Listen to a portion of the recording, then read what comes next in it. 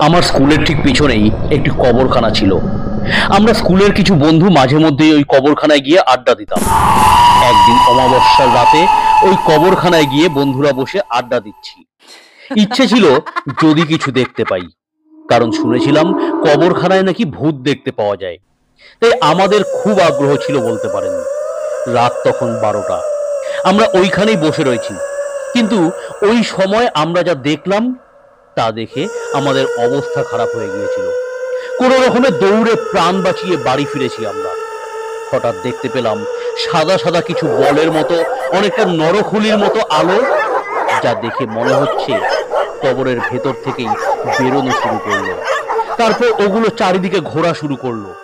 কোনো সঠিক দিশা নেই, চারিদিকে ঘুরে বেড়াচ্ছে ওই বীভৎস কবরের আলোগুলি।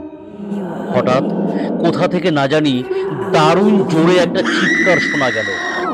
পরক্ষণেই দেখলাম একটা মহিলার শুধু মাথাটা রক্ত মাখা অবস্থায় আমাদের দিকে ক্রমশই এগিয়ে আসছে।